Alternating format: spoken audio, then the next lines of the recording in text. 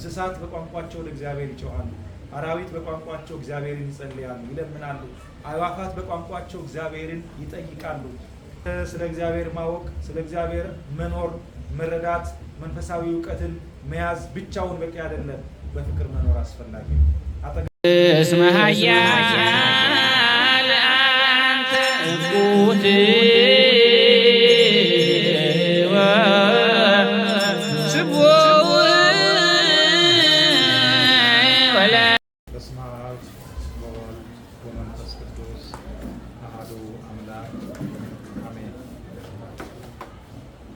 የተወደዳችሁና የተከበራችሁ የእግዚአብሔር ሰዎች እናታችን ቅድስት ቅዱሳን ቅድስት ድንግል ማርያም የአስራት በኩራት ልጆች ለተወደደውና ለተከበረው ክርስቲያናዊ ሕይወታችሁ እንደምን ቆያችሁ? እንደምን ሰነበታችሁ? እንደምንስ ከዚህ ሰዓት ደረሳችሁ? አሜን። አምላካችን እግዚአብሔር ሁላችንንም ያለፈውን ጊዜ በቸርነቱ አሳልፎ ይህንን አዲስ ዕለት አዲስ ቀን በሕይወታችን ጨምሮ ያው የሚያደርገንን ቅዱስ ቃሉን እንድንሰማ ፈቅዶና ወዶ በዚህ ስፍራ ስለሰበሰበን ስሙ ለዘላለም የተመሰገነና የተወደሰ ይሁን። ወደ ዕለቱ ትምህርታችን እንመለሳለን። የዛሬው ትምህርታችን ስለ ነገረ እግዚአብሔር ነው። ነገረ እግዚአብሔር በምዕራፍ 2 ላይ በሚኖረን ትምህርት ክፍል አምስቱ አዕማደ ምስጢራትን ነው የምናየው። አምስቱ አዕማደ ምስጢራት በሰፊውና በጥልቀት ስለ ነገረ እግዚአብሔር ይናገራል። ስለ ነገረ እግዚአብሔር፣ ስለ እግዚአብሔር ምንነት፣ እግዚአብሔር ማን ነው፣ እግዚአብሔር ምንድን ነው፣ እግዚአብሔር አንድ ጊዜ ሥላሴ እንላለን፣ አንድ ጊዜ እግዚአብሔር እንላለን፣ አንድ ጊዜ ኢየሱስ እንላለን፣ አንድ ጊዜ መንፈስ ቅዱስ እንላለን፣ አንድ ጊዜ ወልድ እንላለን አይደለም። እነዚህ ነገሮች ሁሉ በትንታኔ የምናየው በአዕማደ ምስጢራት ውስጥ ነው። በአምስቱ አዕማደ ምስጢራት ውስጥ በሰፊውና በጥልቀት ተተንትኖ ተቀምጧል እና እዛ ላይ ስንገባ ይሄንን ነገረ እግዚአብሔር የሚለውን ጥልቁን እውቀት እዛ ላይ እናያለን። እያንዳንዱ አምስቱ አዕማደ ምስጢር ተንትነን ስለምንማር እዛ ውስጥ እናገኛለን። ነገር ግን በአጭሩ ነገረ እግዚአብሔር የሚለውን ትምህርት ማወቅና መረዳት ስላለብን ምን ማለት ነው የሚለውን እዚህ ጋር በጥቂቱ ለማየት እንሞክራለን። እንግዲህ እግዚአብሔር ማለት ምን ማለት ነው ስንል ብዙ ጊዜ ተምራችሁታል። ይህንን ነገር በአውደ ምሕረት አባቶች ብዙ ጊዜ ተንትነው አስተምረዋል።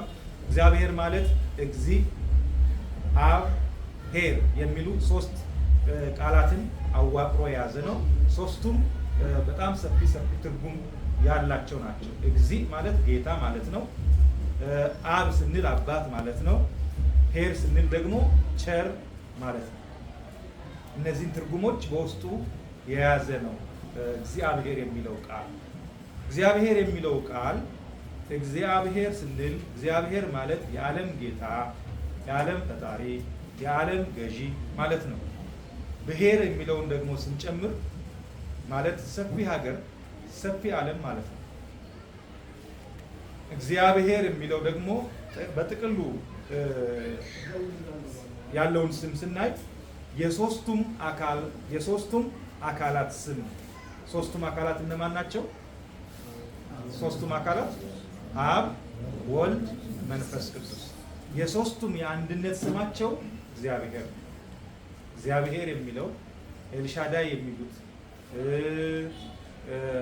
በብሉይ ኪዳን እግዚአብሔር ሲጠራባቸው የነበሩ ስሞች እነዚህ በሙሉ የሶስቱ አካላት የጋራ መጠሪያቸው ነው። የሶስቱም አካላት ስም ነው። እግዚአብሔር አብ፣ እግዚአብሔር ወልድ፣ እግዚአብሔር መንፈስ ቅዱስ ስንል በአንድ ላይ እግዚአብሔር የሚለው ስም የሶስቱም መጠሪያ ነው ማለት ነው። እግዚአብሔር ብለን ዝም ብንልም ሶስቱን አካላት መጥራታችን ነው ማለት ነው። እግዚአብሔር ብለን ዝም ብንል አሁን በውስጡ አብ አለ፣ ወልድ አለ፣ መንፈስ ቅዱስ አለ ማለት ነው። የሶስቱም አካላት የጋራ መጠሪያቸው ምንድነው ስንባል እግዚአብሔር የሚለው። ስለዚህ ምን ይላል አባ ሕርያቆስ በቅዳሴ ማርያም ላይ ማን ነው ቅዱስ ጎርጎርዮስ ነባቤ መለኮት ምን ይላል? አንሰ ሶበ እቤ እግዚአብሔር እብል በእንተ አብ ወወልድ መንፈስ ቅዱስ፣ እኔ እግዚአብሔር ብዬ ስጠራ አብ ወልድ መንፈስ ቅዱስ ማለቴ ነው ብሎ ቅዱስ ጎርጎርዮስ ተናግሯል። እንዲሁም ደግሞ ሰለስቱ ማን ነው ሕርያቆስም አባ ሕርያቆስ በቅዳሴ ማርያም ላይ ሰለስቱ ስም አሐዱ እግዚአብሔር፣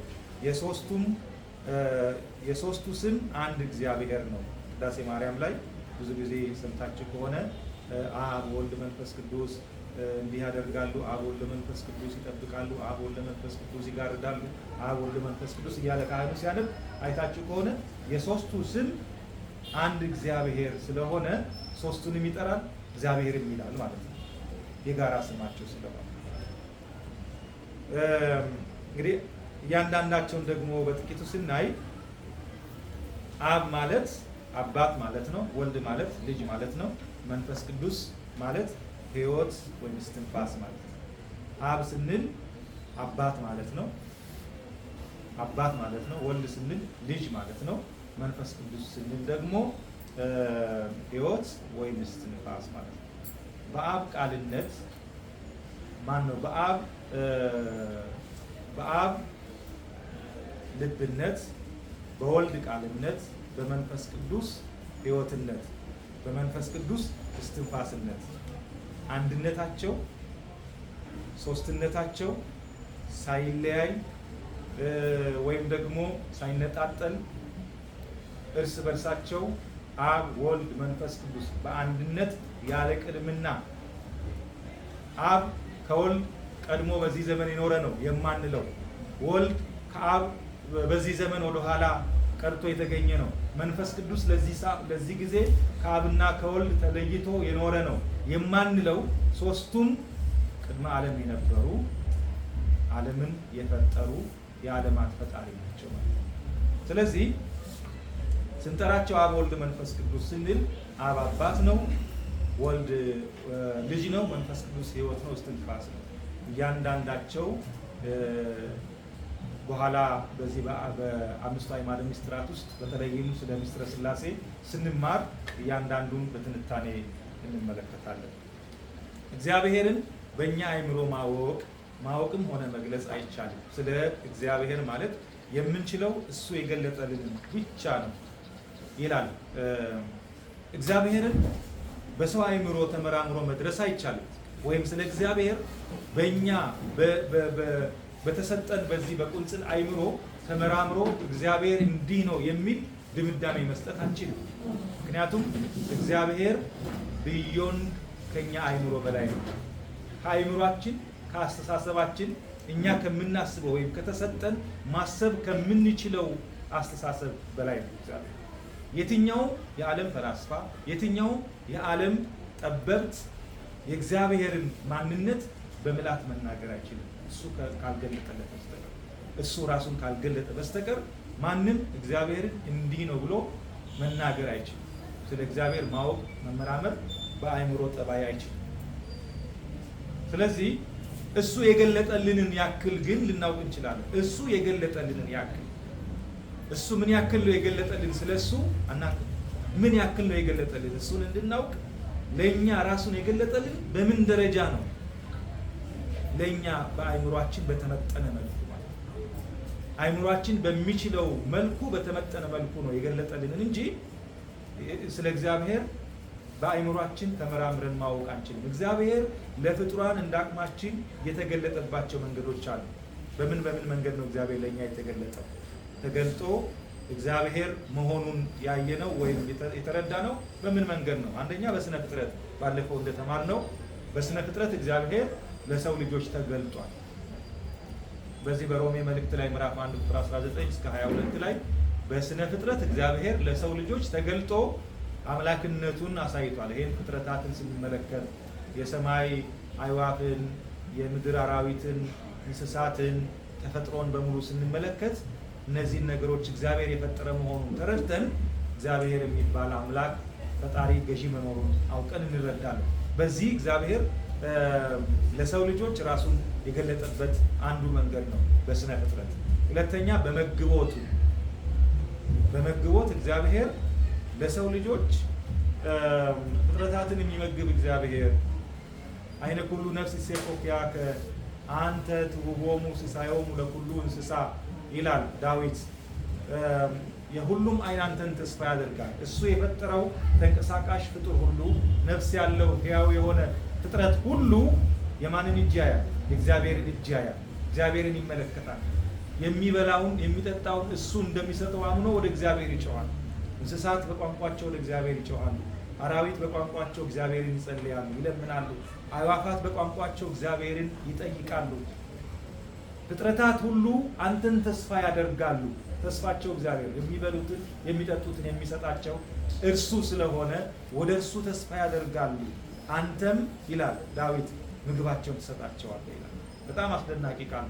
ምግባቸውን ትሰጣለህ። ስለዚህ ምን ማለት ነው? በመግቦቱ እግዚአብሔር ለፍጥረታት ይታወቃል። ለፍጥረታት እግዚአብሔር ራሱን ከገለጠበት መንገድ አንዱ መግቦቱ ነው። በሮሜ መልእክት ላይ ምዕራፍ 2 ቁጥር 14 ላይ ስለዚህ ነገር እናያለን። ሶስተኛ በታሪክ እግዚአብሔር ለፍጡራን ተገልጧል። ለፍጡራን ከተገለጠባቸው ሌላው እግዚአብሔር በታሪክ ነው። በታሪክ ታሪክን ስናጠና ታሪክን ስናነብ እግዚአብሔር ለብዙ ሰዎች የተገለጠበትን መንገድ ስናይ ለአብርሃም እግዚአብሔር እንዴት እንደተገለጠ፣ ለሙሴ እግዚአብሔር እንዴት እንደተገለጠ። ሙሴ በግብፅ በፈርዖን ቤት ይኖር የነበረ ሰው ነው። በፈርዖን ቤት የንጉሥ ልጅ እየተባለ ይኖር ነበር። ነገር ግን የእስራኤላውያንን መከራ ሲመለከት አዝኖ ከቤተ መንግስት ወጥቶ ወደ ሚዲያም ሀገር ሄዶ የበግ ጠባቂ ሆኖ በዚያ መኖር ጀመረ። የ40 ዓመት ወጣት ነበር ያኔ። በግ ሲጠብቅ 40 ዓመት ኖረ። 80 ዓመት ሙሉ በግ ጠባቂ ነው እግዚአብሔርን ለማየት እግዚአብሔርን ለመመልከት አልቻለም ነበር ወይም አልታደለም ነበር። 80 ዓመት ሲሆነው ሙሴ ተስፋ ቆርጦ ከዚህ በኋላ እግዚአብሔር የሚባለውን ነገር ሊያይ እንደማይችል ከዚህ በኋላ ሌላ ህይወት እንደማይኖረው ተስፋ ቆርጦ መኖር ሲጀምር በሲና ተራራ ላይ የዮቶርን በጎች እየጠበቀ ሳለ እግዚአብሔር ተገለጠለት። እግዚአብሔር ሲገለጥለት ለሙሴ በቁጥቋጦ መካከል ሐመልማሉ እሳት ወርዶ ከሐመልማሉ ጋር ሐመልማሉን ሳያቃጥለው ሐመልማሉ እሳቱን ሳያጠፋው እሳቱ ሐመልማሉን ሳይበላው ግን የሚነድ እሳት ያያል። በዚህ ውስጥ እግዚአብሔር ድምፁን አሰማ ለሙሴ። እኔ እግዚአብሔር ነኝ ሲል አንተ ማን ነህ? እግዚአብሔር ማን ነው እያለ ስምህ ማን ነው እያለ ሙሴ እግዚአብሔር ጋር ለመጀመሪያ ጊዜ የተዋወቀው በዛች ቦታ ነው። እንዴት እግዚአብሔር ለሙሴ እንደተገለጠ በዛ ቦታ ላይ ይናገራል።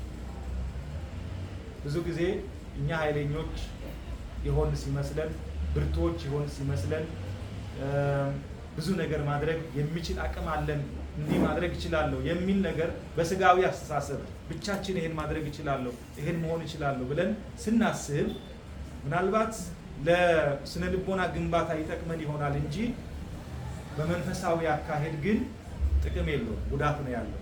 የእግዚአብሔር መንፈስ ቅዱስ ይሸሻል፣ ይርቃል። እግዚአብሔር አልችልም፣ እኔ ባዶ ነኝ፣ እኔ የማልጠቅም ባሪያ ነኝ፣ በእኔ ውስጥ አንተ ስራ የሚሉ ሰዎችን ነው እግዚአብሔር በታሪክ የሚጠቀመው። እግዚአብሔር ባዶነታቸውን በተረዱ ሰዎች ላይ ነው ስራ መስራት የሚፈልገው። ሙሴ ወደዚህ ቦታ ከመምጣቱ በፊት የ40 ዓመት ወጣትና ጎልማሳ ሆኖ ሳለ እስራኤላውያንን ነፃ ማድረግ እችላለሁ የሚል ወኔ ነበረው። ጉልበታም እንደሆነ ያስብ ነበር። በጉልበቱ ብዙ ነገር ማድረግ የሚችል ሰው እንደሆነ ያስብ ነበር።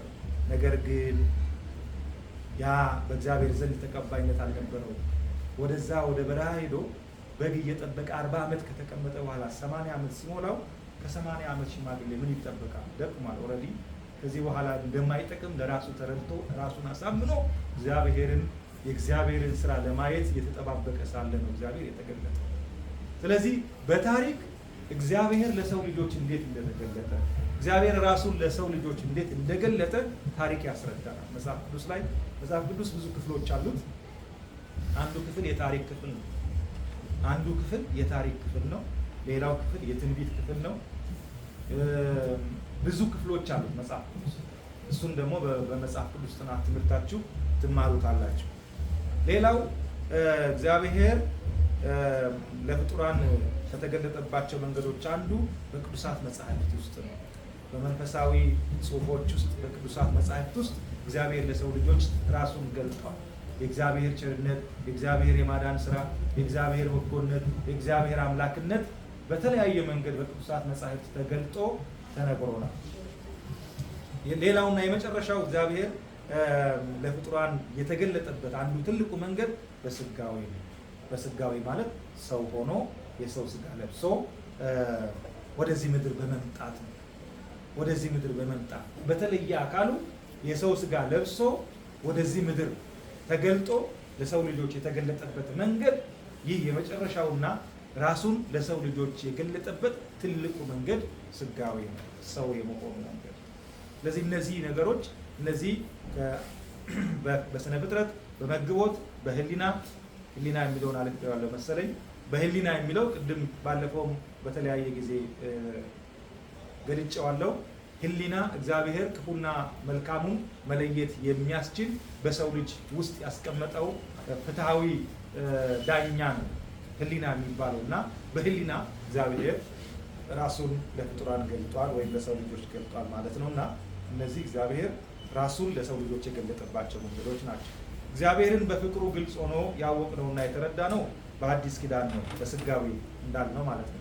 በአዲስ ኪዳን ነው እግዚአብሔርን በፍቅሩ ግልጽ ሆኖ የበለጠ ከላይ ከተጠቀሱት የበለጠ እግዚአብሔር ራሱን ለሰው ልጆች የገለጠበትና የእግዚአብሔርን ፍቅር ያየንበት ትክክለኛው መንገድ በአዲስ ኪዳን ነው። ጌታችን በዕለተ ሐሙስ ማታ እውነተኛ አምላክ የሆንክ አንተን እንዲሁም የላከውንም ኢየሱስ ክርስቶስንም ያውቁ ዘንድ ይህች የዘላለም ሕይወት ናት የሚል ቃል ተናግሮ ለሰው ልጆች ያለውን በተለይ በጸሎተ ሐሙስ ቀን ከደቀ መዛሙርት ጋር በዚያ የራት ቦታ ላይ ተቀምጦ ከዛ በኋላ ደግሞ ወደ ጌቴሰማኒ እየሄደ ጸሎት እየተመላለሰ ሲጸልይ በነበረ ጊዜ ነው ይሄንን ቃል የተናገረው። ዮሐንስ ወንጌል ምዕራፍ 17 ቁጥር 3 ላይ የምናገኘው ነው።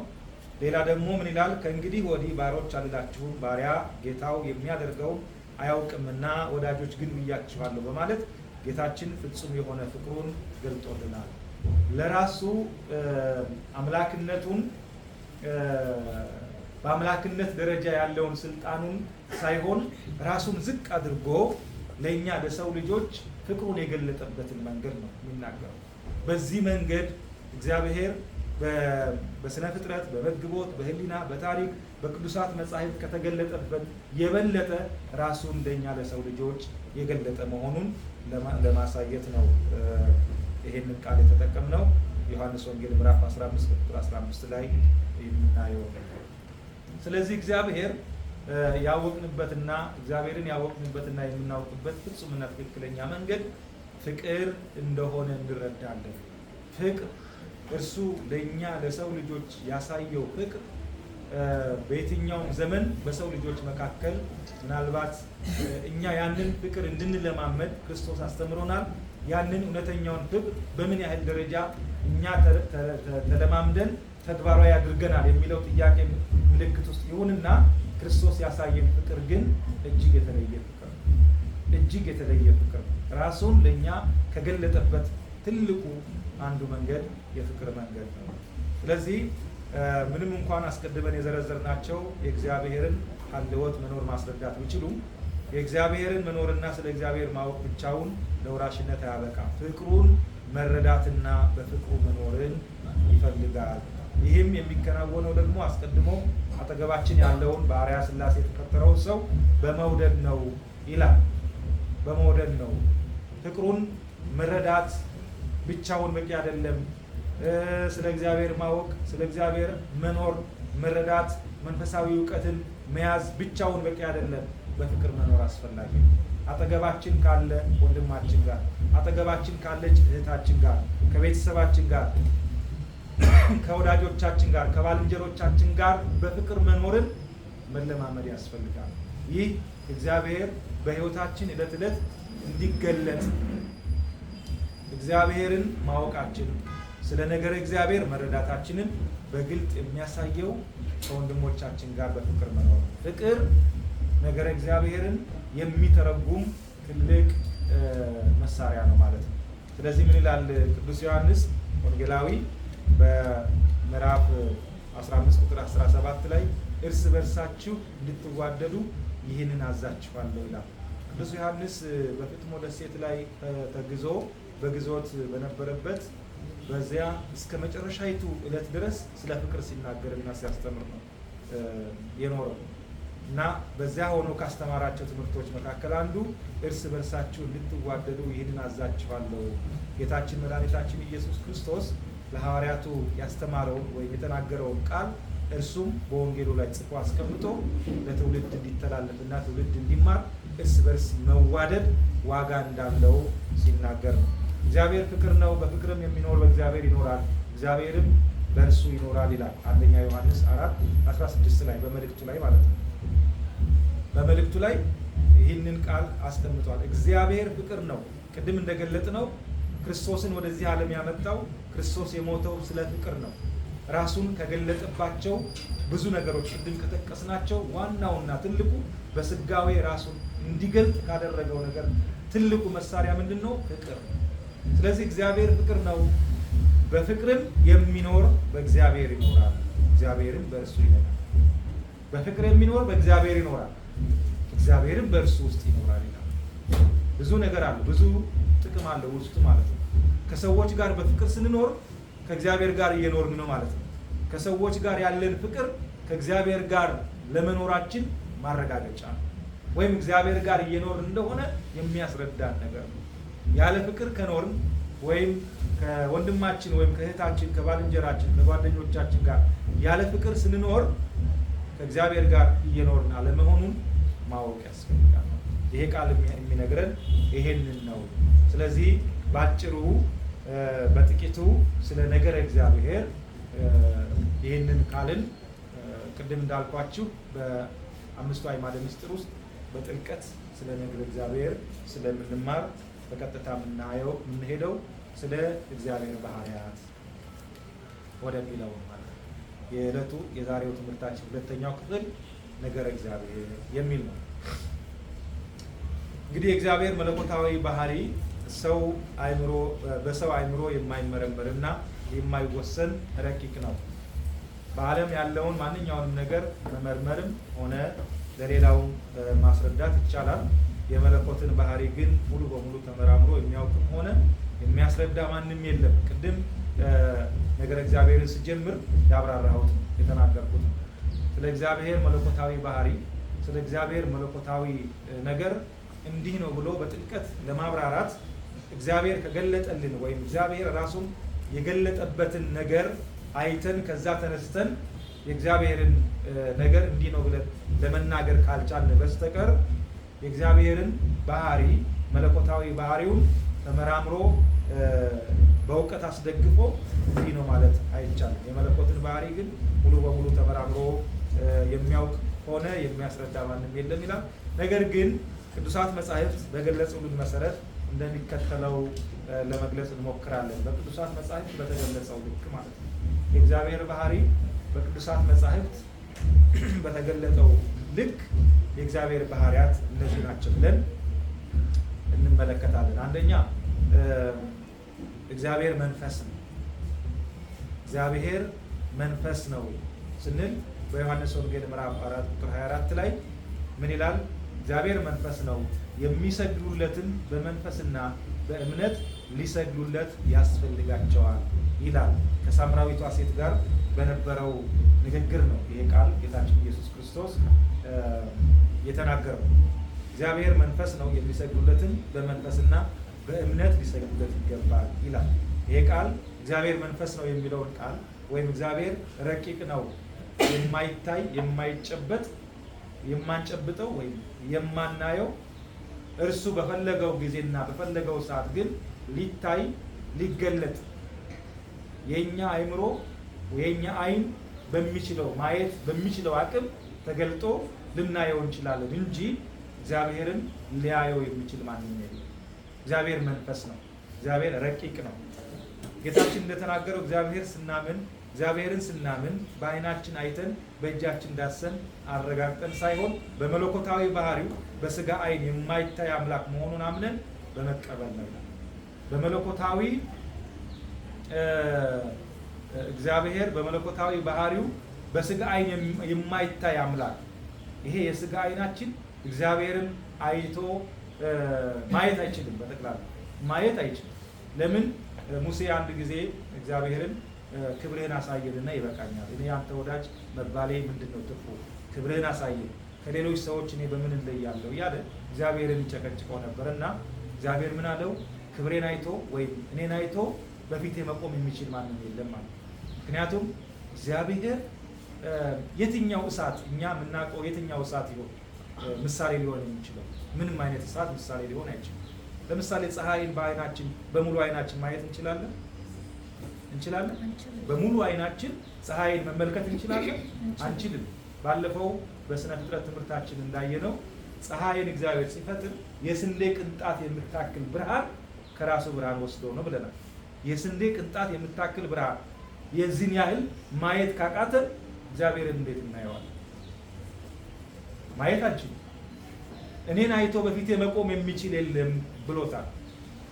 ወደ አዲስ ኪዳን ስንመጣ ደብረ ታቦር ተራራ ላይ ማቴዎስ ወንጌል ምዕራፍ 17 ላይ ስንሄድ ሶስቱን ደቀ መዛሙርት ዮሐንስ ያዕቆብንና ጴጥሮስን ሶስቱን ይዞ እዛ ከሄደ በኋላ የብዙ ዓመት ጥያቄውን ለሙሴ ሊመልስለት ነው። አንደኛ። ሁለተኛ ደቀ መዛሙርቱ ሰዎች የሰው ልጅ ማን እንደሆነ ይሉታል ብሎ ለተናገረው ቃል የመለሱት መልስ ትክክል ስላልሆነ የእነሱን እምነት ለማጽናት ነው ይዟቸው የሄደው። ስለዚህ በዛ በደብረ ታቦር ተራራ በብሉይ ኪዳን የነበረውን የሙሴን ጥያቄ፣ በአዲስ ኪዳን የነበሩትን ስለ ጌታችን ኢየሱስ ክርስቶስ የተሳሳተ አመለካከት ለነበራቸው ሐዋርያት ትክክለኛውን ምላሽ ለመስጠት ወደዛ ይዟቸው ሄደና በፊታቸው ተለወጠባቸው ይላል። እያዩት ነው። ከነርሱ ጋር አብሮ ቆሟል። ስጋ እንደለበሰ ልክ እኔን እንደምታዩት ከመካከላቸው ቆሞ እየተናገረ፣ ነገር ግን በፊታቸው ምን አለባቸው ይላል? ተለወጠባቸው። ግርማ መለኮቱን ገለጠ ማለት ነው። ግርማ መለኮቱን ሲገልጥ እነዚህ በዚህ ያሉት ስጋ ለባሾች እነ ጴጥሮስ መቋቋም አልቻሉም፣ ወደቁ። ማየት አልቻሉም፣ ወደቁ። ተኝተው በሞትና በሕይወት መካከል ሆነው ተኝተው ድምፅ ግን ይሰማሉ። ይሰሙ የነበረው ድምፅ ምንድን ነው? ጌታችን ከአባቱ ከአብ ጋር ይነጋገር ነበር። ወይም ደግሞ አባቱ አብ የምወልደው ልጄ ይህ ነው እርሱን ስሙት የሚል ቃል ይናገራል። ደመና ውስጥ ሆኖ ሲናገር እነሱ ይሰማሉ። እንደገና ደግሞ ሙሴና ኤልያስን ከብሔረ ሕያዋን ሙሴን ደግሞ ከመቃብር አስነስቶት እግዚአብሔር አምጥቶ ያንን ብርሃን ገልጦ አሳየው። ክብርህን አሳየኝ ይል ስለነበረ ይሄንን ክብር አይቶ በፊቴ መቆም የሚችል የለም ብሎት ነበረና ብርሃነ መለኮቱን ገልጦ አሳየው ማለት ነው። በጥቂቱም ቢሆን ለሱ እንዲያ ያደረገው እና እግዚአብሔርን በሙሉ ባህሪው በመለኮታዊ ባህሪው ተገልጦ ማየት የሰው ልጅ አይችልም። ስለዚህ ምንድነው በቅዱሳት መጻሕፍት በተጻፈው ልክ የሰው ልጆች መረዳት በሚችሉት ልክ የተቀመጠውን ምንረዳው ምናውቀው እኛ ማወቅ በምንችለው በእኛ አእምሮ ተመጥኖ የተቀመጠ እግዚአብሔር በእኛ አእምሮ ልክ የገለጠልን እንጂ የምናየው መላእክት እንኳን የእግዚአብሔርን ፍጹም ማንነት መረዳት አይችሉም። መላእክት እንኳን ዕለት ቅዱስ ቅዱስ እያሉ የሚያመሰግኑት ናቸው። ግን እግዚአብሔርን ፍጹም ክብሩን ምን ይላል? ቅዳሴ ላይ አይታችሁ ከሆነ ቅዱስ ቅዱስ ቅዱስ እግዚአብሔር እያሉ በሁለት ክንፋቸው ፊታቸውን ሸፍነው በሁለት ክንፋቸው ረበው በሁለት ክንፋቸው እያመሰገኑ ቅዱስ ቅዱስ እያሉ እግዚአብሔርን ምን ይላሉ? ያመሰግናሉ። ብርሃኑን ማየት ስለማይችሉ መቋቋም ስለማይችሉ ማለት ነው። መቋቋም አይችሉም። ስለዚህ ለእነርሱ ያልቻሉት ለእኛ አይቻልም። ስለዚህ እግዚአብሔር መንፈስ ነው ስንል፣ እግዚአብሔር ረቂቅ ነው ስንል የእግዚአብሔር ረቂቅነት በቅዱሳት መጻሕፍት በተገለጠው ልክ ነው። ረቂቃን ፍጥረታትን የፈጠረ አምላክ መለኮታዊ ባህሪው ሊመረመርና ሊገመት የማይችል ረቂቅ ነው። ሊገመት የማይችል ረቂቅ ግልጽ ነው አይደለም? ልንገምተው የማንችለው ረቂቅ ነው። መንፈስ ነው እግዚአብሔር። መንፈሳውያን ረቂቃን የሆኑ ፍጥረታትን በሙሉ የፈጠረ እሱ ስለሆነ የሰው ልጅ ተመራምሮ ያልደረሰባቸው ፍጥረታት አሉ። ረቂቃን የሆኑ በጣም ብዙ ረቂቃን ፍጥረታት አሉ። እጅግ ብዙ ሰፊ የሆኑ የማይታዩ ፍጥረታት አሉ። በትንሹ ለእኛ ቅርብ የሆነ እንገራለን። ንፋስ ወይም አየር መጨበጥ እንችላለን? አንችልም ማለት ማየት እንችላለን? እንችልም። ግን ብዙ ነገር ሲያንቀሳቅስ እናያለን። በጣም ብዙ ስራ ሲሰራ ተራራን ገፍቶ ወደ አንድ ቦታ መውሰድ የሚያስችል አቅም ሁሉ አለው አይደል? ንፋስ፣ አየር ያ ረቂቅ ነው አይደል? በጣም ረቂቅ ነው። ማየት አንችልም፣ መጨበጥ አንችልም አየር። ያን የሰራው ምን ያህል ረቂቅ ነው? ነፋስን የፈጠረው ምን ያህል ረቂቅ ይሆናል? ሊመረመርና ሊገመት የማይችል ረቂቅ ነው። ሁለተኛ እግዚአብሔር በሁሉም ሙሉ ነው። ስለ እግዚአብሔር ባህሪያት ነው እየተነጋገርን ያለነው። ስለ እግዚአብሔር ባህሪያት ለእግዚአብሔር ያሉትን ለሰው ልጆች የሌሉትን ለእግዚአብሔር ብቻ ያለውን ለእግዚአብሔር ብቻ የሚሰጥ ባህሪ ነው እየተነጋገርን ያለነው። ይሄ ለእግዚአብሔር ብቻ የምንሰጠው ባህሪ ነው።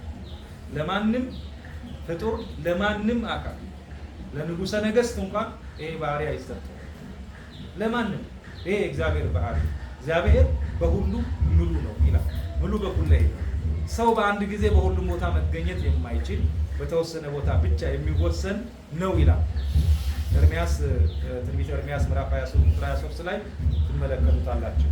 እግዚአብሔር ግን ፍጡር የማይወስነው በሁሉም ቦታ የሚገኝ ሙሉ በኩል የሆነ አምላክ ነው። እግዚአብሔር በዓለም ሙሉ ነው ሲባል በዓለም ውስጥ ብቻ ተወስኖ ይኖራል ማለት አይደለም። በዓለም ሁሉ ሙሉ ነው ስንል በዓለም ውስጥ ብቻ ተወስኖ ይኖራል ማለት አይደለም። ከዛም በላይ ነው እግዚአብሔር። ከዛም በላይ ዓለም የምንለውን ነገር የፈጠረው እሱ ነው። ዓለም የተባሉት ነገሮች ፍጥረታት ተወስነውበት የሚኖሩበት እንጂ እግዚአብሔር የሚወሰንበት ቦታ አይደለም። እግዚአብሔር ተወስኖ የሚኖርበት ቦታ አይደለም። ከኔ ጋር ናችሁ? እየሰማችሁ ነው? ማርያም እየሰማችሁ? ስለምንድን ነው እያወራን ያለ ነው? እስኪ አንድ ጊዜ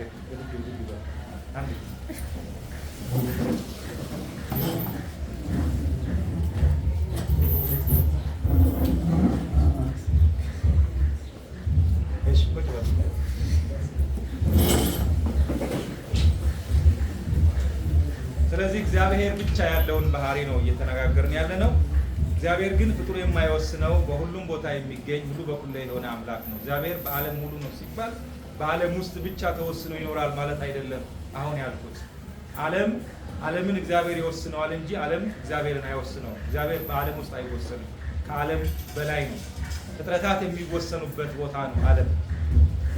ስለዚህ ምን ይላል በዚህ በትንቢተ ኢሳይያስ ላይ ምዕራፍ 8 ቁጥር 1 ላይ ሰማይ ዙፋኔ ነው ምድርም የእግሬ መረገጫ ናት ብሎ እግዚአብሔር በኢሳይያስ ላይ አድሮ የተናገረው ይህንን ቃል ይገልጻል።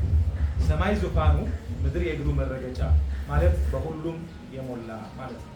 በሰማይ ያለው ዓለም ሌላ ነው፣ በምድር ላይ ያለው ዓለም ደግሞ ሌላ ስለሆነ በሁሉም ቦታ የሞላ መሆኑን የሚያረጋግጥልን የመጽሐፍ ቅዱስ ቃል ነው። እግዚአብሔር በዚህ አካባቢ ብቻ አለ ተብሎ ቦታ የማይወስንበት ሰማይም ምድርም ዓለማት በሙሉ ግዛቱ መሆናቸውን የሚያስረዳ እግዚአብሔር በሁሉም ሙሉ የትኛውም ፍጥረት ውሸት ነው።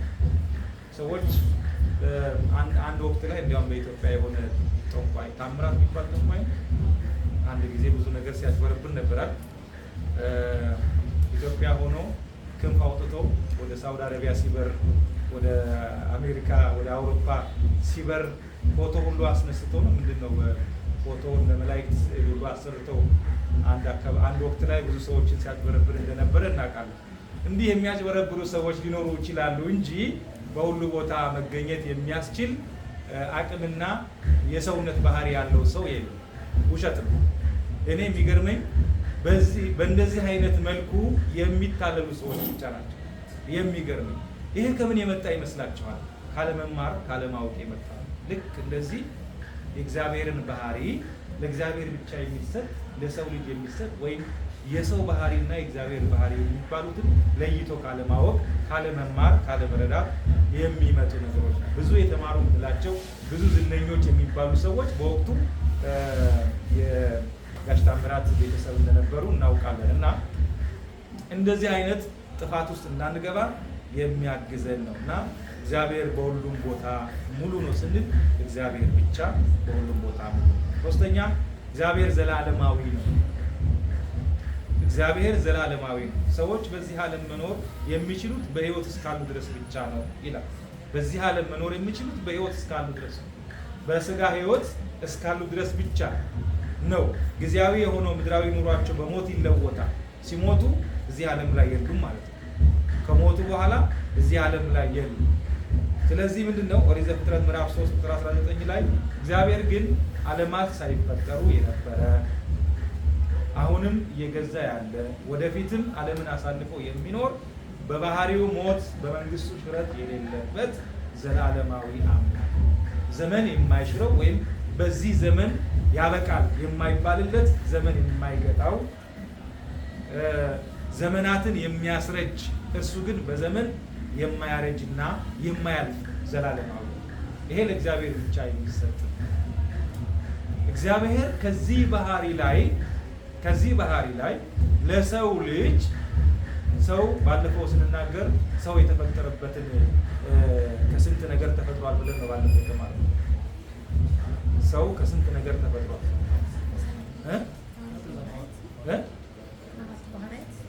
ከአራቱ ባህሪያተ ስጋ እና ከሶስቱ ባህሪያተ ነፍስ አይደል?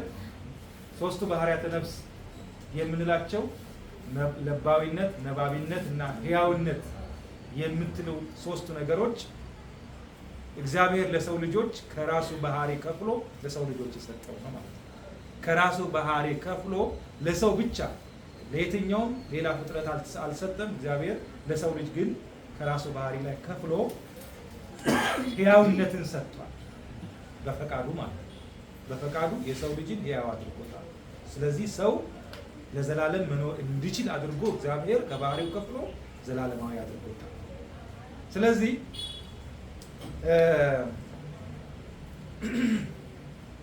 ዓለምን አሳልፎ የሚኖር በባህሪው ሞት በመንግስቱ ሽረት የሌለበት ዘላለማዊ አምላክ ነው። እኛ ሰዎች የተወለድንበት ቀን መጀመሪያችን፣ የምንሞትበት ቀን መጨረሻችን ነው። አምላካችን ግን ሰው በመሆኑ ዘመን ቢቆጠርለትም ክርስቶስ ዘመን የተቆጠረለት ሰው ሆኖ ስለተወለደ እንጂ ዘመን የማይቆጠርለት ነው። እሱ በዚህ ጊዜ የነበረ ነው ማለት አንችልም። በዚህ ጊዜ ነው የሚጀምረው የክርስቶስ ዘመን ስንል በስጋው እንጂ ከመቤታችን ከቅድስት ድንግል ማርያም ከስጋዋ ስጋ ከነፍሷ ነፍስ ነስቶ ሰው ሆኖ በቤተልሔም ከተወለደበት ቀን ጀምሮ ዘመን ተቆጠረለት እንጂ ያም በስጋው እንጂ በአምላክነቱ አይደለም። ያም በስጋው እንጂ በአምላክነቱ አይደለም እና ዘመን ቢቆጠርለትም ስጋ የመለኮትን ባህሪ በተዋህዶ ገንዘቡ ስላደረገ ስለተዋሃደ ዘመናት የማይቀድሙት ቀዳማዊ ዘመናትን አሳልፎ የሚኖር ዳህራዊ መጀመሪያና መጨረሻ የሌለው ዘላለማዊ አምላክ ነው ማለት ነው።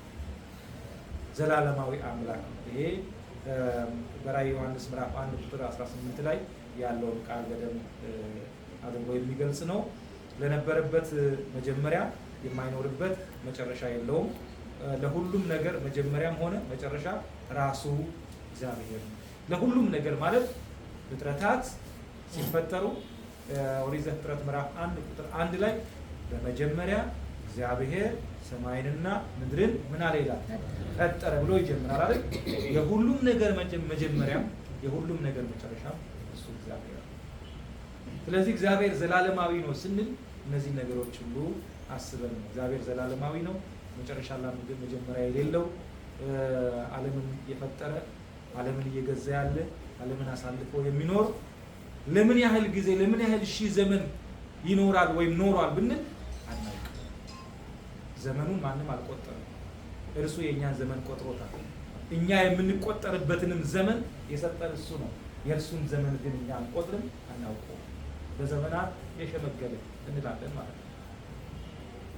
ኦሪት ዘፍጥረት ምዕራፍ 18 ቁጥር 14 ላይ፣ ኦሪት ዘጸአት ምዕራፍ 3 ቁጥር 14 ላይ ታያላችሁ። አራተኛ እግዚአብሔር ሁሉን ማድረግ የሚችል አምላክ ከሃሌ ሁሉ እግዚአብሔር ሁሉን ማድረግ የሚችል አምላክ የተገደበ አቅም የሌለው ማለት ገደብ በአቅሙ ወይም እግዚአብሔር አይችልም፣ ይሄን ማድረግ አይችልም፣ ይሄን ሊያደርግ አይችልም የምንለው ሳይሆን እግዚአብሔር ሁሉን ነገር ማድረግ ይችላል።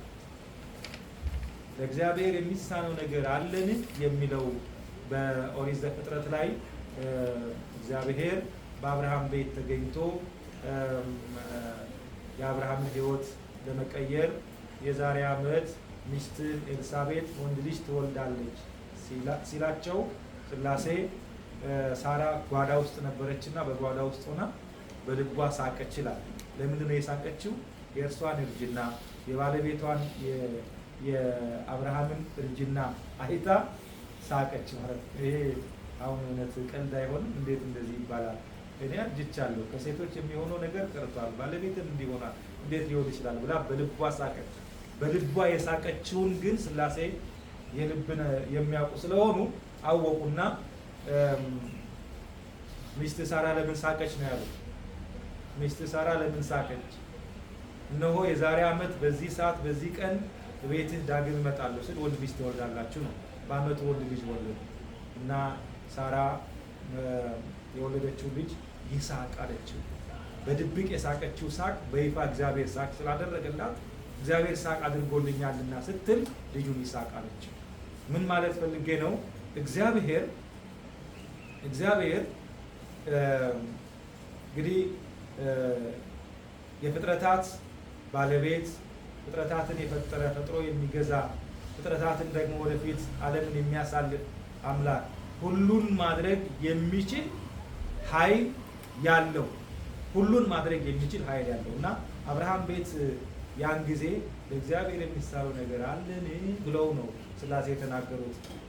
ሳራ ከሳቀች በኋላ ማለት ነው። ይህንኑ ቃል ራሱን ቅዱስ ገብርኤል ለእመቤታችን ተናግሮታል ወይም ተጠቅሞታል። እመቤታችንን ሊያበስራት በመጣ ጊዜ እነሆ ከሦስቱ ቅዱስ አንዱ ቅዱስ ወደ አንቺ ይመጣል፣ መንፈስ ቅዱስ ይጸልልሻል፣ ወንድ ልጅ ትወልጃለሽ፣ ስሙንም ኢየሱስ ትይዋለሽ ሲላት ይህ ነገር እንደምን ይሆንልኛል ወንድ አላውቅምና እያለች ከመልአኩ ጋር ብዙ ከተከራከረች በኋላ መልአኩ በመጨረሻ ያሳመናትና እጇን በአፏ እንድትጭን ያደረገው ቃል ለእግዚአብሔር የሚሳነው ነገር አለን ሲላት ማርያም ምን አለች? ይኮነኒ በለመተቤት። ከዚህ በኋላ ሌላ ቃል አልደገመችም። እመቤታችን ሌላ ክርክር አላመጣችም፣ ሌላ መክንዮ አላመጣችም። ለእግዚአብሔር የሚሳነው ነገር አለንስ ሲላት እንደሌለ ታውቃለች፣ አምናለች። ይኮነኒ በከመተቤት ስትል አካላዊ ቃል ወልድ ኢየሱስ ክርስቶስ ያችን ሰዓት በማጸኗ አደረ። በዛች ሰዓት በዛች ቅጽበት በማጸኗ አደረ። እንግዲህ ይሄን ያነሳሁት እግዚአብሔር ሁሉን ማድረግ የሚችል አምላክ ነው። ለእግዚአብሔር የሚሳነው ነገር የሌለው እግዚአብሔር ብቻ መሆኑን ለመግለጽ ነው። እኛ ሰዎች በሕይወት ዘመናችን ማድረግ ወይም ማግኘት የምንችለው የተወሰነ ነገር ብቻ ነው።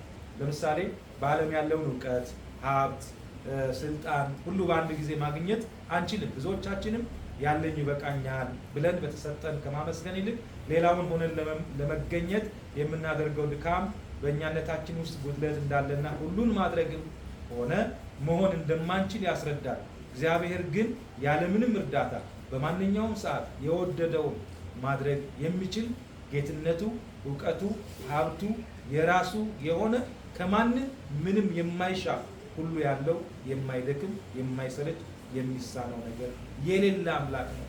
ከላይ ያለውን ለማንሳት ወደ ላይ አይወጣም፣ ከታች ያለውን ለማምጣት ወደ ታች አይወርድም ይላል ቅዳሴው ላይ። ባለበት ሆኖ ሁሉን ነገር ማድረግ የሚችል ታምናላችሁ? ሰማይና ምድር ሲፈጥር እግዚአብሔር ቃል ብቻ ነው የተናገረው። ይሁን ሲል ይሄ ታላቁና ግዙፉ ሰማይ ሆኖ ተገኘ።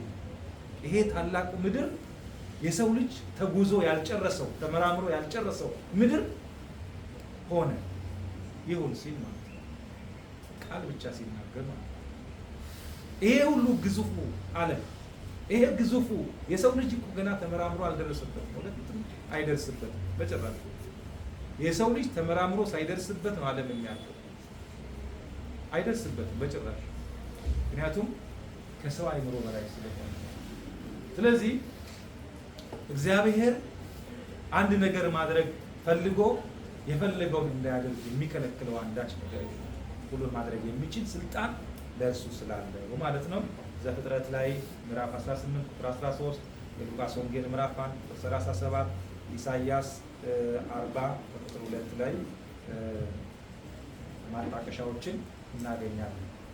አምስተኛ እግዚአብሔር ጥበበኛና አዋቂ ነው። እግዚአብሔር ጥበበኛ ነው። እግዚአብሔር አዋቂ ነው። ሰው አዋቂ ሊባል ይችላል፣ ወይም እውቀት አለው ሊባል ይችላል፣ ተምሯል ሊባል ይችላል፣ መንፈሳዊ ነገር አለው ሊባል ይችላል። ግን የሰው እውቀት የተገደበ እውቀት፣ የሰው እውቀት በሆነች ነገር ላይ ቁንጽል እውቀት ሊያውም ይኖረዋል እንጂ ሙሉ የሆነ እውቀት የለውም። እግዚአብሔር አዋቂ ነው፣ እግዚአብሔር ጥበበኛ ነው ስንል እግዚአብሔር ጥበበኛ ነው፣ እግዚአብሔር አዋቂ ነው። ሁሉን ማወቅ የሚችል ሁሉን ነገር ለሰው ልጆች እንኳን ጥበብን የገለጠው ቅድም ጠዋት በነበረው ትምህርታችን ላይ ሰምታችሁ ከሆነ የሰለሞንን ጥበብ ገልጠን በምሳሌ ተመረናል። ለሰለሞን ያንን ሁሉ ጥበብ የሰጠው እግዚአብሔር ነው። ያ ሁሉ ጥበብ እንግዲህ በሰው ልጆች እስከ ዘላለም ድረስ ሲደነቅ የሚኖር እውቀት ባለቤት የሆነው ሰለሞን ያንን ጥበብ ያገኘው ከእግዚአብሔር። ለብዙ ለብዙ ለብዙ ሰዎች ለኢትዮጵያውያን ቅዱሳን፣ ለኢትዮጵያውያን ሰማዕታት፣ ለኢትዮጵያውያን ታላላቅ መጽሐፍ ጻፊዎች፣ ለነ መጽሐፈ ሄኖክ ጻፊዎች፣ ለነ ሄኖክ፣ ለነ ትንቢተ ኤርሚያስን ለጻፉ ለኤርሚያስ፣ ለነብዩ ኤርሚያስ፣ ለነብዩ ኢሳይያስ፣ ለነብዩ ኤልያስ፣ ለሌሎችም ለ12ቱ ደቂቅ ነቢያት፣ ለ4ቱ አበይት ነቢያት፣ ለሙሴ፣ ለሌሎችም ታላላቅ ሰዎች ያንን ሁሉ የሚጽፉበትን እውቀትና ጥበብ የሰጠው እግዚአብሔር ነው። ለነ ዳንኤል ያንን ሁሉ ጥበብ የሰጣቸው እግዚአብሔር ነው። በስጋዊ በመንፈሳዊ እውቀት ለሰው ልጅ የሚጠቅም ጥበብ እንዲሰሩ ያደረገው እግዚአብሔር ነው። ስለዚህ የሰው ልጅ ይዞት የተወለደው ልቅሶ ብቻ ነው ይላል ጽሑፉ ላይ። ሌላውን ሁሉ በማየት በመስማት በመማር ከሰዎች ያገኘው ሲወለድ ሳይኮሎጂ መጽሐፍ ምን ይላል? የሰው ልጅ ስለ ሰው ልጅ አይምሮ ሲናገር ሳይኮሎጂ ትምህርት ላይ ታቡላ ራሳ ብሎ ነው የሚገልጸው።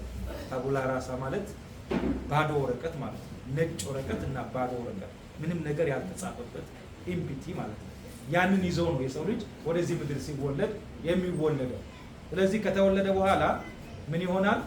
የሰው ልጅ በማየት በመስማት በመማር ከሰዎች ያገኘውን ሁሉ ያጠራቀመ እውቀት አዋቂ እየሆነ ይሄዳል። ወይም ደግሞ የሚያስፈልገውን ለራሱ የሚጠቅመውን እውቀት እየሰበሰበ እያከማቸ ይሄዳል። ያለፈውን ታሪክ ከሰው ልጅ በመማር ከማውራትና አሁን የሚደረገውን ከማየት በቀር ወደፊት የሚሆነውን ለማወቅ የሚያስችል እውቀትና ጥበብ የሰው ልጅ የለውም። ያለፈውን በታሪክ ያውቀዋል። አሁን ያለበትን ነባራዊ ሁኔታ በማየትና በመስማት ይረዳል። ወደፊት ያለውን ግን የሰው ልጅ ፈጽሞ ሊያውቅ አይችልም። ፈጽሞ ያ በእግዚአብሔር ሀሳብ ውስጥ ያለ ነው፣ በእግዚአብሔር ልብ ውስጥ ያለ ነው። ያንን የሚያውቀው እግዚአብሔር ብቻ ነው። እውቀቱም ቢሆን የአንዱ እውቀት ከሌላው ይበልጣል፣ ይበላለጣል። በዚህ ዓለም ፍጹም የሆነ እውቀት የለም። የተከፈለውም ቢሆን በጊዜው ያልፋል። አንደኛ ቆሮንቶስ ምዕራፍ 13 ቁጥር 8 ላይ እግዚአብሔር ጥበቡ የባህሪው የሆነ ያለፈውን የማይረሳ የሚያውቅ ለሰዎች እውቀትንና ጥበብን የሚገልጽ አምላክ ነው ይላል። ሰው ሊያውቅና ሊመራመር የሚችለው ውጫዊውንና ግዙፉን ነገር ብቻ ነው። እግዚአብሔር ግን ልብና ኩላሊትን በሰው ሕሊና ጭምር የታሰበውን አስቀድመው የሚያውቅ አምላክ ነው ይላል። ይፈትን ልበ ኩልያተ እግዚአብሔር ብሎ መዝሙረ ዳዊት ምዕራፍ 7 ላይ ቁጥር 9 ላይ ያለውን የጻፈውን ይገልጻል ማለት ነው። ምን ማለት ነው? ለሰው ልጅ እውቀትና ጥበብን የሚገልጽ አምላክ ቅድም እንዳልኩት ማለት ነው። ሰው ሊያውቅና ሊመራመር የሚችለው ውጫዊውንና የሚታየውን ከውስጡ ውጭ ያለውን ነገር ማለት ነው። ከልቦና ውጭ ያለውን በሚያየው ነገር ላይ እና በሚሰማው ነገር ላይ ተመርኩዞ ሊመራመር ወይም ደግሞ ጥበብን እውቀትን አጥብቆ ሊፈልግ ሊያጠና ይችላል። ከዛ ውጭ ግን እግዚአብሔር ብቻ ነው የሰው ልጅ የውስጡን የልቡን ነገር ከመናገሩ አስቀድሞ የሚናገረው ከማድረጉ አስቀድሞ ወደፊት የሚያደርገውን የሚያውቀው እግዚአብሔር ብቻ ነው። ይሄ እግዚአብሔር አዋቂ ስለሆነ እግዚአብሔር ጥበበኛ ስለሆነ ከአዋቂነቱ የተነሳ ነው ይሄንን የሚያደርገው ማለት ነው። ስድስተኛ እግዚአብሔር ቅዱስ ነው። እግዚአብሔር ቅዱስ ነው። ቅድስና የእግዚአብሔር የባህሪው ሲሆን እግዚአብሔር በኦሪት ዘሌዋውያን ላይ ምዕራፍ 19 ቁጥር 21 ላይ እንዲሁም ደግሞ አንደኛ ጴጥሮስ መልእክት ላይ ምዕራፍ 5 ቁጥር 15 ላይ ቅዱስ ጴጥሮስም ደግሞ አስተምሮታል። ጌታችንም በወንጌል ተናግሮታል። እኔ ቅዱስ ነኝና እናንተም ቅዱሳን ሁኑ ብሎ ተናግሯል። ቅዱስ ነኝና እናንተም ቅዱሳን ሁኑ ሲል የእሱን የባህሪ ቅድስና እሱ ባስተማረንና በነገረን ቃል ላይ ተመስርተን የባህሪ ቅድስና ተካፋይ እንድንሆን በቅድስና እንድንመስለው በሕይወት እንድንመስለው አምላካችን እግዚአብሔር ያስተማረበት እንጂ በባህሪው ቅዱስ እግዚአብሔር በባህሪው ፍጹም እግዚአብሔር። እንግዲህ ምን ይላል ባለው ቃል ላይ መሰረት ቅዱሳን መላእክትና በስራቸው ለቅድስና የበቁ ሰዎችን ቅዱሳን ተብሎ ይጠራሉ። የመላእክትና የሰዎች ቅድስና ግን በስራ የሚገኝ በሃይማኖት የተፈተነ ከእግዚአብሔር የሚሰጥ የጸጋ ቅድስና ነው። መላእክት የሰው ልጆች ቅድስና ያላቸው ቅድስና ግን የጸጋ ቅድስና ከማን የተቀበሉት ማለት ነው? ከእግዚአብሔር የተቀበሉት። ከእግዚአብሔር የምንቀበለው ቅድስና በጸጋ ነው። የጸጋ ቅድስና ከእርሱ እንቀበላለን። በባህሪው ግን ቅዱስ እግዚአብሔር የፍጡራን ቅድስና ደረጃ አለው። ከአንዱ የሌላው ይበልጣል። አባቶቻችን እንዲያውም ሲያስተምሩ በምሳሌ ምን ይላሉ? ኮከብ እምኮከብ ይሄይስ ክብሩ። ምን ማለት ነው? ከአንድ ኮከብ አንዱ ኮከብ ክብሩ ይበልጣል ይበላለጣል ይላሉ። ምን ማለት ነው? ለምሳሌ በማታ ከዋክብትን ስናይ ትንሽ ሆኖ የሚታዩ ከዋክብት አሉ፣ ተለቅ ብሎ የሚታዩ ከዋክብት አሉ፣ በጣም ትልቅ ብርሃን የሚሰጡ ከዋክብት አሉ። እንደገና ደግሞ ለዓይናችን ለማየት እስኪያቅተን ድረስ የምናያቸው ከዋክብት ጥቃቅን ከዋክብት አሉ። ኮከብም ኮከብ ይሄይስ፣ ሁለቱም ግን ትንሽም ይሁኑ ትልቅ ሁለቱም ግን ብርሃን ይሰጣሉ አይደል? ሁለቱም ያበራሉ። ዓላማቸው ብርሃን መስጠት ነው። ምን ማለት ነው? በሰዎች መካከል ያለ ቅድስና ክብሩ የተለያየ ነው። ክብሩ የተለያየ ነው ማለት ምንድን ነው? እንደ ክብሩ፣ እንደ ተግባሩ፣ እንደ ስራው፣ እንደ ምግባሩ፣ እንደ ተጋድሎ በሕይወት ዘመኑ እንዳሳለፈው ተጋድሎ ይለያያል። የአንድ ክርስቲያን የቅድስና ደረጃና የሐዋርያት የቅድስና ደረጃ እኩል አይደለም። የቅዱስ ጳውሎስ የቅድስና ደረጃና የጢሞቴዎስ የቅድስና ደረጃ እኩል አይደለም። ጢሞቴዎስም ወንጌል አስተምሯል፣ ቅዱስ ጳውሎስም ወንጌል አስተምሯል። ግን በተጋድሎ አንድ አይደለም፣ ክብራቸው አንድ አይደለም። ጸጋቸው እግዚአብሔር የሰጣቸው የቅድስና ጸጋ እኩል አይደለም። ለዚህ ነው ቤተክርስቲያናችን ቅዱሳንን እንደየክብራቸው ታከብራቸዋል። በተሰጣቸው ጸጋ መጠን በተሰጣቸው የክብር መጠን ቤተክርስቲያን ታስተምራለች። ለእመቤታችን የተሰጣት ጸጋና ለክርስቶስ ሰምራ ለአርሴማ ወይም ደግሞ ለሌሎች ለቅዱሳት አንስት የተሰጣቸው ክብር እኩል አይደለም፣ ጸጋ እኩል አይደለም። የእመቤታችን ጌታን የመውለድ ጌታን የመጽነስ ጌታን በእጇ የማቀፍ ጌታን ጡቶቿን የማጥባት ለእርሱ ለባህሪው ቅድስና የተስማማ ጸጋን እግዚአብሔር ሰጥቷታል። ይሄ ጸጋ ከማንም ሴቶች ጋር አይወዳደርም። ጸጋንና ክብርን ከተሰጡ ወይም ከተመሉ ሴቶች ሁሉ ከሁሉ በዚህ ምድር ጸጋንና ክብርን የተሞሉ ብዙ ሴቶች አሉ፣ አንቺ ግን ከሁሉ ትበልጫለች ብሎ ሰለሞን ጥበበኛው ተናግሯል በመጽሐፈ ምሳሌ ምዕራፍ 31 ላይ። አንቺ ግን ከሁሉ ትበልጫለች ሲል የእመቤታችንን የጸጋዋንና የክብሯን መጠን አጉልቶ ሲናገር እና ሰው ጸጋው የተለያየ ነው። እዚህ ጋር የተናገረውን ለማብራራት ነው። የሰው ቅድስና ደረጃ አለው። በአንደኛ ቆሮንቶስ መልእክት ላይ ምዕራፍ 15 ቁጥር 41 ላይ ይህንን ያብራራል። የእግዚአብሔር ቅድስና ግን መጠን አይወስንም። እንደ እግዚአብሔር ያለ ቅዱስ ማንም የለም። እንደ እግዚአብሔር ያለ ቅዱስ ማንም የለም። የእግዚአብሔር ቅድስና የተወሰነ አይደለም። የእግዚአብሔር ቅድስና የተመጠነ አይደለም። የእግዚአብሔር ቅድስና ደረጃ የለውም።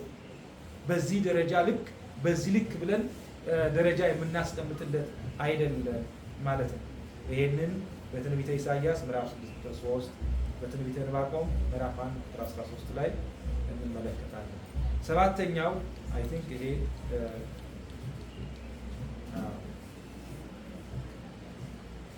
ሰባተኛው እግዚአብሔር ቸር እየጨረስን ነው። አይዟችሁ ደክሟቸዋል አይደል? እየጨረስን ነው። ዛሬ የመጨረሻውን ክፍል መጨረስ ስላለብን ነው። ሰባተኛው እግዚአብሔር ቸር ነው። የሰው ልጅ ቸርነቱ ወይም ልግስናው በኪሱ ያለው ሳንቲም እስኪያልቅ እሱንም ቢሆን የሚሰጠው ተለምኖ ነው።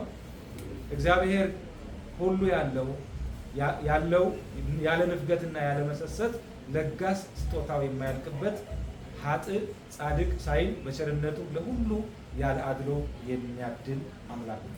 ማቴዎስ ወንጌል ምዕራፍ 5 ቁጥር 4 ላይ ለሁሉም ቸርነቱ ቸር ነው ስንል እግዚአብሔር ለሁሉም ያለ አድሎ ኃጢአተኛው የለም፣ ጻድቅ የለም፣ እኔን ያምነኛል ወይም በእኔ አምላክነት ያምናል አያምንም ብሎ ልዩነት ሳይፈጥር ለሁሉም በእኩልነት የሚፈልገውን ነገር የሚያደርግ ፀሐይ ለምሳሌ ለሰው ልጆች ሁሉ የሚያስፈልግ ቤዚክ ነገር ነው አይደል? ፀሐይ ለሰው ልጅ ተፈጥሮ ወይም እግዚአብሔር የሰጠው ትልቅ ስጦታ ነው።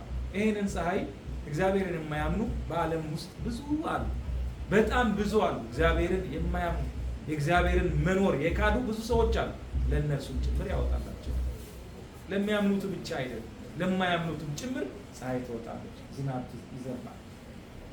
በፀሐይ አብስሎ በዝናብ አብቅሎ ይመግባቸዋል።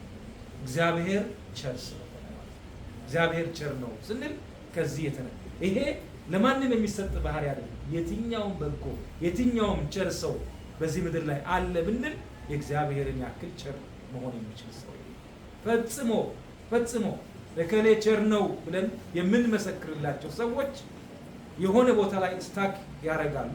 የሆነ ቦታ ላይ ሕጸጽ ይገኝባቸዋል። ቸርነታቸው ያቆማል። እግዚአብሔር ግን ለዘላለም ቸር፣ ሁልጊዜም ቢሆን ቸር፣ ሳንለምነው የሚያስፈልገንን አውቆ የሚሰጠንን ቸር አምላክ፣ ሳንለምነው የሚያስፈልገን ምን እንደሆነ አውቆ በአምላክነቱ የሚሰጠን ነው። ማቴዎስ 6:32 ላይ ሰው የሚሰጠው ከሌለው ያገኘውን ነው፣ ከሌላው ያገኘውን ነው። ሰው ቢሰጠን ከሌላ ያገኘውን ከሆነ ቦታ ያገኘውን የሆነ አካል የሰጠውን ሊሆን ይችላል። ወደዚህ ዓለም የመጣው ራቁቱን ስለሆነ ሁላችንም ስንፈጠር ራቁታችንን የሆነ ነገር ያገኘነው ደግሞ ከተወለድን በኋላ ከሆነ ቦታ ነው፣ ወይ ከሆነ ሰው ወይ ከቤተሰብ ሊሆን ይችላል፣ ከዘመን ሊሆን ይችላል። ሰርተንም ደክመንም የምናገኘው ከሆነ ቦታ ነው። ስለዚህ የራሳችን አይደለም ብንሰጥ እንኳን የምንሰጠው ወደ ምድር ስንመለስም ወይም ስንሞትም የምናስከትለው ነገር የለም። ራሳችን ይዘን ነው የምንሄደው። አንዳች ነገር ይዘን የምንሄደው የለም። መጽሐፈ ኢዮብ ላይ ምዕራፍ 1 ቁጥር 21 ላይ፣ አንደኛ ጢሞቴዎስ ምዕራፍ 6 ቁጥር 7 ላይ በደንብ ያብራራዋል። እኛ ለሌሎች የምንሰጠው ከተረፈን ብቻ ነው፣ አምላካችን ግን ለእኛ የሰጠን ራሱን ነው ይላል። ቸርነቱ የሚያስፈልገንን ነገር ከመስጠት ባለፈ ራሱን አሳልፎ ሰጥቶናል። ከዚህ የሚበልጥ ፍቅር ለማንም የለውም ብሎ በዮሐንስ ወንጌል ምዕራፍ 15 ቁጥር 13 ላይ የተናገረው ነው።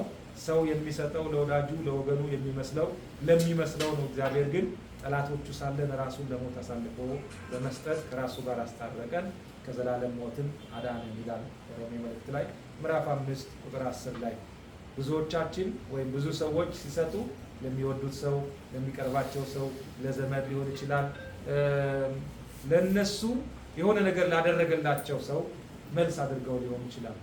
ማንም ሰው ለጠላቱ፣ ማንም ሰው በጣም በጣም በጣም ጠላቱ በሕይወቱ እጅግ አስቸጋሪ ነገር ላደረገበት ሰው ቸርነት ያደርጋል ማለት አንችልም። እግዚአብሔር ግን እኛ ጠላቶቹ ሳለን ለእኛ ብዙ ነገር አድርጎልናል። እስከ ሕይወት ድረስ ዋጋ ከፍሎልናል። 8ኛ እግዚአብሔር ፍቅር ነው። ሰው ወዳጁን ይወዳል፣ ለማይወደው ግን ቦታ አይሰጥም። እንዲያውም ከተመቸው ከመበቀል ወደኋላ አይልም ይላል። እግዚአብሔር ግን እየበደልነው ለንስሐ እስክንዘጋጅ በብዙ ታግሶ ይወደናል። በብዙ ታግሶ ይወደናል። የሰው ፍቅሩ ተለዋዋጭ ነው፣ ወረት ያለበት ጊዜያዊ ነው። ሰው ለጥቅም ብሎ ወዳጁን ይገድላል። አምላካችን ፍቅሩ የማይለካ ለእኛ ለጠላቶቹ የሞተ ለገንዘብ ሲል ለብዙ ጥቅማ ጥቅም ሲል የሰውን ልጅ ይገድላል።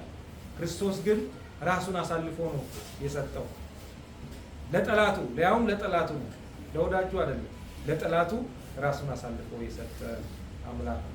ኢሳይያስ ላይ ምዕራፍ 53 ቁጥር 1 እስከ 12 ላይ የተጻፈው ቃል ይሄን ያብራራል። የሰራነውን ሁሉ በቸርነቱ ይቅር ብሎ ከበደል የሚያነጻን አምላክ ነው። ኢሳይያስ 1:18 ላይ እግዚአብሔር ፈቅደን እንድንገዛለት ይፈልጋል እንጂ ማናችንንም አስጨንቆ አይገዛም። እግዚአብሔር የፍቅር አምላክ ነው ስንል ማንንም አስገድዶ አይገዛም። ማንንም አስገድዶ እንዲገዛለት አያደርግም። በፍቅሩ ያሸንፋል። በፍቅሩ አሸንፎ እንዲገዛለት እንዲያመልከው ይፈልጋል እንጂ ማንንም አስገድዶ እንዲያመልከው አያደርግም። የፍቅር አምላክ ነው። አንደኛ ዮሐንስ ላይ ምዕራፍ 1:8 ላይ ወንጌላዊ ዮሐንስ አስቀምጧል። 9ኛውና የመጨረሻው እግዚአብሔር በእውነት የሚፈርድ እውነተኛ ዳኛ ነው። እውነተኛ ዳኛ እግዚአብሔር ከሚታወቅባቸው የእግዚአብሔር ባህሪያት አንዱ እግዚአብሔር እውነተኛ ዳኛ መሆኑ። እግዚአብሔር ለሰዎች ዳኝነት ስልጣን የሰጣቸው ትክክለኛ ፍርድ እንዲፈርዱ ነው። ማንም ቢሆን እውነት መፍረድ እንዳለበት ሕሊናው ይነግረዋል። በሐሰት ስንፈርድ በመጀመሪያ የሚወቅሰን ሕሊናችን ነው። እግዚአብሔር ለሰው ልጅ በአእምሮ ውስጥ በውስጡ በሕይወቱ ካስቀመጣቸው ነገሮች ትልቁ ሕሊና። ብዙ ጊዜ ተነጋግረናል ስለ ሕሊና። ሕሊና ፈራጅ ነው። እውነትንና ሐሰትን ለይቶ ትክክለኛውን ፍርድ መፍረድ እንዲችል እግዚአብሔር ሕሊና የሚባል በሰው ውስጥ አስቀምጧል። ስለዚህ በፈራጅነት ወንበር ላይ የሚቀመጡ ሰዎች ይህንን የሕሊና ዳኝነትን አስቀድመው በመጠቀም የተማሩትን ዓለማዊ ትምህርት የተበደለውን ለመካስ የበደለውን እንዲኪስ ለማድረግ እውነተኛ ፍርድ ለመስጠት የመጀመሪያው ፍትሐዊነት የተሞላበት እርምጃ እንዲወስዱ የሚያደርጋቸው ሕሊናቸው። ስለዚህ ፍርድ የሚያጓድሉ ሰዎች፣ ድሃ የሚበድሉ ሰዎች፣ ለገንዘብ የሚፈርዱ ሰዎች በመጀመሪያ ሕሊናቸውን የሸጡ ሰዎች ናቸው ማለት ነው። ሕሊናቸውን የረሱ ወይም ሙሉ በሙሉ ከሕሊና ፍርድ ውጭ የሆኑ ሰዎች፣ ሕሊና የሚባለውን ነገር የተዉ ማለት ነው። ያ ለሰው ልጅ ትልቁ ሞት እሱ ከሕሊና ውጭ መኖር ሲጀምር የሰው ልጅ ትልቁ ሞት እዛጋ ነው። ምክንያቱም ሕሊና እግዚአብሔር ለሰው ልጅ በሕይወቱ ያስቀመጠው ትልቅ መሳሪያ ነው። ዳኞች በዘመድ በጥቅማ ጥቅም በዓላማ መመሳሰል እና በሌላም ፍርድ ሊያዛቡ ይችላሉ። እግዚአብሔር ግን ከማንም ምንም የማይፈልግ ከእውነት ጋር ደስ የሚለው ፍርዱ ትክክለኛ የሆነ አምላክ ነው። እግዚአብሔር ለሰው ፊት አያዳላም፣ ለእያንዳንዱ እንደ ስራው መጠን ዋጋውን ይከፍለዋል ይላል። እግዚአብሔር እውነተኛ ዳኛ ነው ስንል ለማንም አያዳላም። ለማንም እውነተኛ ዳኛ ነው። ለማንም አያዳላም። ንጉሱም ስለ ንጉስነቱ የተሻለ አይፈርድለትም። ባለጸጋውም ስለ ብልጽግናው የተሻለ አይፈርድለትም። ቅዳሴው ነው የሚናገረው። ድሃውን ስለ ድህነቱ ብሎ አይንቀውም። ለሁሉ በእኩል የሚፈርድ እሱ ብቻ ለሁሉ። ለዚህ ነው መኖር የቻልነው። ለዚህ ነው እንደ ባለጸጎች በውሃ መታጠብ የቻልነው፣ ውሃ መጠጣት የቻልነው። እግዚአብሔር እውነተኛ ዳኛ ስለሆነ። ውሃ ሕይወት ነው አይደለም? ውሃ ሳይጠጣ ሰው መኖር ይችላል? አይችልም። ግን ለሁሉም እግዚአብሔር ውሃን ሕይወት አድርጎ ሰጥቷል። ለሁሉም ፀሐይ ለሰው ልጅ ሁሉ ያስፈልጋል። እነዚህ ነገሮች በምድራውያን ፈራጆች ወይም በምድራውያን ነገስታት እጅ አሳልፎ የሰጠ እግዚአብሔር። ፀሐይ ዛሬ በአሜሪካ እጅ ነበር የምትሆኗል አይደለም? ምክንያቱም አሁን ዓለምን የምታስተዳድረው አሜሪካ ስለሆነች ፀሐይ በአሜሪካ እጅ ትሆናለች። ለኢትዮጵያ ወይም ለኢትዮጵያውያን ወይም ለኤርትራውያን ወይም ለኡጋንዳውያን ምን ያህል ፐርሰንት ፀሐይ ይሰጡ ይሆን? ምን ያህል ፐርሰንት? ላይኖርም ይችላል። በነገራችን ላይሰጡን ይችላል። ግን በእግዚአብሔር እጅ፣ እግዚአብሔር እውነተኛ ዳኛ ስለሆነ፣ እግዚአብሔር እውነተኛ ፈራጅ ስለሆነ ፀሐይ በእሱ እጅ ነው ያለው። አሜሪካ የምትወጣው ፀሐይ ኡጋንዳም ትወጣለች፣ ኢትዮጵያም ትወጣለች፣ ኤርትራም ትወጣለች፣ ግብፅም ትወጣለች፣ በመላው ዓለም ትወጣለች። እግዚአብሔር እውነተኛ ዳኛ ነው። እግዚአብሔር ፍትህ በእጁ ያለ እውነተኛ አምላክ መሆኑን የሚያሳዩ ነገሮች ናቸው። ስለዚህ እግዚአብሔር ግን ከማንም ምንም የማይፈልግ ከእውነት ጋር ደስ የሚለው ፍርዱ ትክክለኛ የሆነ አምላክ ነው። እግዚአብሔር ለሰው ፊት አያደላም፣ ለእያንዳንዱ እንደ ስራው መጠን ዋጋውን ይከፍለዋል። ራዕየ ዮሐንስ ምዕራፍ 22 ቁጥር 12 ለእያንዳንዱ ዋጋውን ይከፍል ዘንድ ዋጋው ከኔ ጋር ነው ይላል። ስለ ዳግም ምጽአቱ ሲናገር ዮሐንስ በራእዩ ላይ ሲናገር ራዕየ ዮሐንስ ምዕራፍ 22 ቁጥር 12 ላይ በደንብ ይገልጸዋል። እንደገናም ደግሞ መዝሙረ ዳዊት መዝሙር 36 ከቁጥር 28 ላይ በደንብ በሰፊው ይገልጻል። የምዕራፍ 1 ክፍላችን ትምህርታችን በዚህ አጠናቀናል። እግዚአብሔር ስለነበረን ጊዜ ሁሉ የተመሰገነ ይሁንልን።